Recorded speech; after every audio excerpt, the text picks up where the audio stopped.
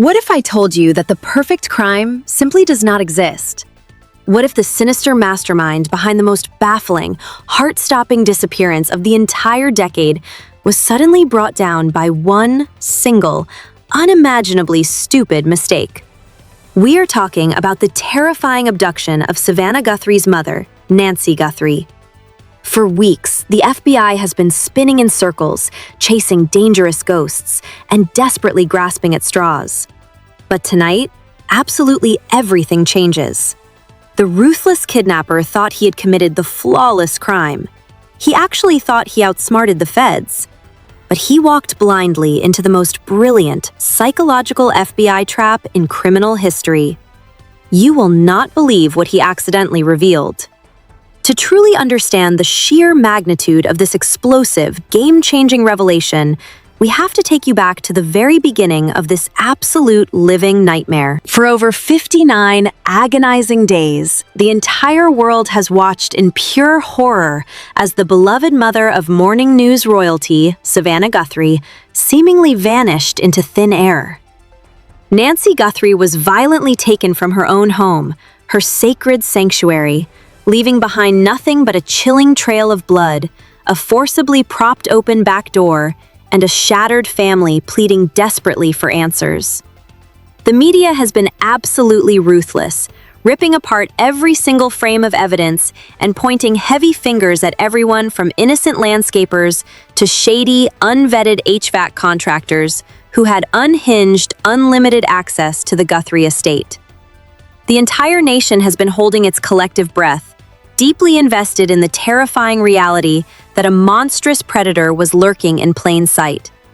Behind closed doors, the boiling tension has finally erupted. The local police were heavily, viciously criticized for allegedly butchering the initial crime scene, blindly walking right over crucial forensic evidence and completely ignoring vital blood spatter on the entryway rugs. It was a complete and utter forensic circus. The frustration was sickeningly palpable, with Savannah herself reportedly breaking down in tears behind the scenes as the hopeless days bled into weeks. It felt like the trail had gone entirely ice cold. The kidnapper had successfully ghosted the United States government. But what the frantic public didn't know, what nobody knew, was that the FBI wasn't actually failing. They were silently waiting. They were strategically baiting a deadly hook.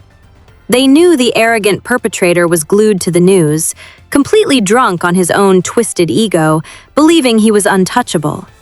They deliberately let him think he had won. They let him sleep soundly, completely unaware that a meticulously crafted, devastatingly psychological trap was already set in motion, just waiting for him to take one fatal, unchangeable wrong step.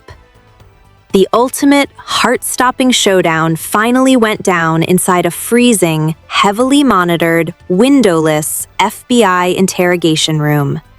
Insider sources are already calling it the most intense, suffocating standoff in modern criminal history.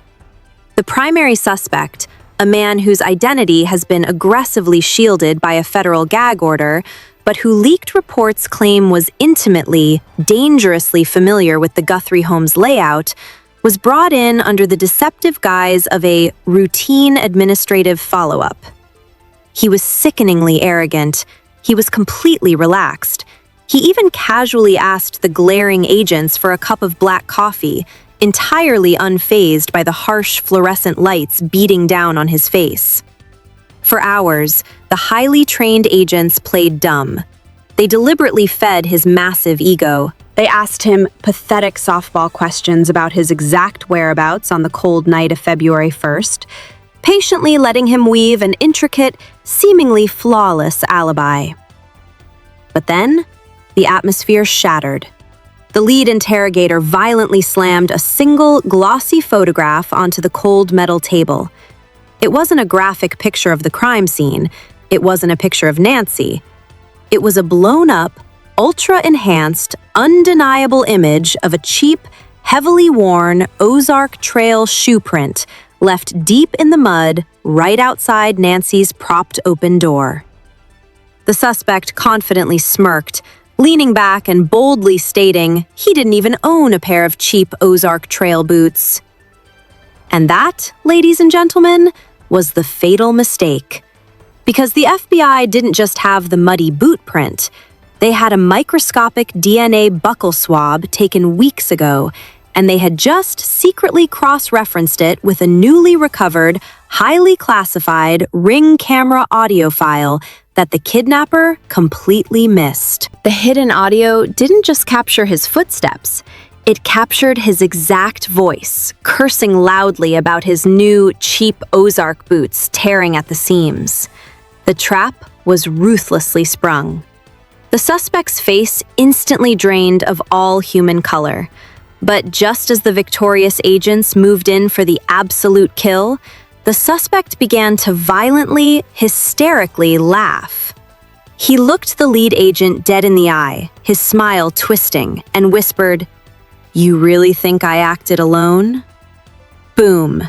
The entire case just flipped completely upside down. The terrifying revelation that a horrific, highly organized kidnapping ring might actually be behind Nancy Guthrie's abduction has sent unprecedented, paralyzing shockwaves through the entire country. The FBI frantically scrambled, immediately locking down the entire precinct and aggressively tearing apart the suspect's shattered alibi piece by piece. Within mere hours, a heavily redacted, leaked transcript of this explosive interrogation found its way onto the darkest corners of the web. And from there, it violently exploded onto every major news desk in the world. The public panic was instantaneous and deafening. According to these unverified but highly credible leaks, the trapped suspect didn't just confess to being at the bloody scene. He completely and ruthlessly threw someone else under the bus.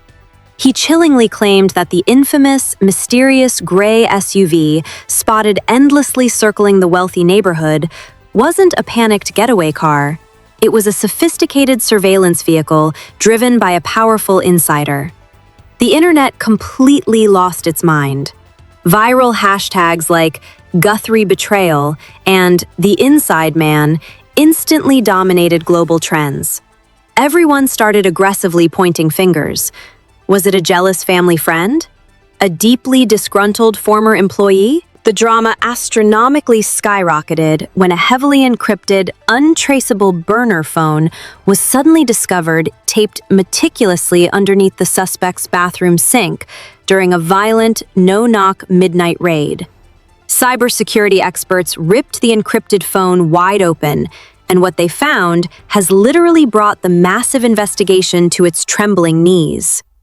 There was only one chilling text message sent on the exact, horrifying night of the kidnapping. It read, "The package is secure. The cameras are blind. Do not fail me." This wasn't just a random, messy home invasion gone wrong. This was a highly funded, surgically executed, deeply sinister hit. The kidnapper wasn't the brilliant mastermind. He was just a disposable, pathetic pawn in a deeply twisted game. The FBI realized with absolute crushing horror that by trapping this low-level thug, they might have just triggered the real, invisible mastermind to violently tie up loose ends, placing Nancy in more unimaginable, life-threatening danger than ever before. As the terrifying leaked details of the burner phone and the elusive, shadowy insider hit the furious public, social media completely erupted into a blazing, uncontrollable inferno of wild conspiracy theories, blinding outrage, and sheer, unadulterated panic. Armchair detectives and TikTok true crime sleuths literally abandoned their day jobs, dedicating 24/7 breathless live streams to aggressively decoding every single pixel of the leaked Ozark Trail shoe prints and the grainy gray SUV footage. The brutal court of public opinion is absolutely tearing the authorities apart right now. Half the internet is screaming, demanding immediate, aggressive FBI raids on every single contractor, friend, and associate who ever set foot in the Guthrie house. The other half is completely convinced the deeply embarrassed FBI is intentionally setting up a convenient scapegoat to cover up a much deeper, darker Hollywood conspiracy that goes all the way to the top. Celebrities have been completely and viciously dragged into the toxic mud. Major news anchors, A-list actors, and high-profile influencers are frantically tweeting out their desperate prayers for Savannah. But the vicious replies are incredibly toxic and unforgiving. "Stop tweeting empty prayers and start demanding the real truth," one viral, furious tweet with over 2 million likes screamed. The local police completely botched the bloody rug evidence on day one, and now we're supposed to believe they miraculously pulled off a master trap? Wake up! The industry backlash has been completely devastating. Highly respected true crime experts are absolutely tearing the local police department to shreds on national television, calling the initial crime scene investigation the most embarrassing, catastrophic, and unforgivable failure in modern forensic history. Savannah Guthrie has remained heartbreakingly silent, but insider Hollywood sources report that her camp is absolutely furious, feeling utterly and completely betrayed by the broken justice system. The tension is so dangerously thick, you could cut it with a knife. Furious protests are literally forming right now outside the Pima County Sheriff's Office, with angry citizens holding aggressive signs demanding immediate accountability. The entire world is watching, and the crushing pressure on the authorities has reached an absolute, critical boiling point. They need to produce Nancy alive, or the entire department is going to politically burn to the ground. With the furious public screaming for blood and the unforgiving clock ticking rapidly down to zero, the desperate FBI launched a massive, heavily armed, midnight tactical raid on a remote, abandoned industrial warehouse directly tied to the burner phone's encrypted GPS data. The suffocating tension was unbearable as the heavily armored SWAT team violently breached the reinforced steel doors, blinding flashbangs terrifyingly lighting up the pitch-black night sky. They expected a brutal firefight. They fully expected to finally bring a traumatized Nancy Guthrie home to her weeping family. But when the thick, acrid smoke finally cleared, the massive, echoing room was completely, eerily empty. There was no mastermind waiting in the shadows. There was no silver SUV. But sitting perfectly, deliberately, in the exact center of the cold, damp concrete floor was a single, horrifying item. Nancy Guthrie's signature gold watch, stained with a fresh, undeniable drop of crimson blood, resting heavily on top of a folded, handwritten note. The tactical camera violently zooms in on the hastily scribbled words. The hardened FBI lead agent reads it, his gloved hands visibly shaking, his face instantly turning ghostly pale. He drops the chilling note, looks desperately into the empty shadows, and mutters, "We played right into their hands." The trap wasn't brilliantly set by the FBI. The FBI was the trap, and the real, deadly game has only just begun. Who wrote that terrifying note, and where on earth is Nancy now? My mind is completely and utterly blown right now, and I know yours is absolutely spinning too. What on earth do you think that terrifying, bloody note actually said? Do you believe the suspect in custody is just a pathetic decoy? Or is the FBI intentionally hiding the dark, twisted truth from Savannah and the rest of the watching world? I need you to drop your absolute wildest, most shocking theories in the comments section right now, because I am reading and replying to every single one of them. If you want to be the very first to know the exact contents of that dropped note, you must smash that subscribe button, hit the like, and turn on all notifications immediately. The next major update is going to change everything we thought we knew.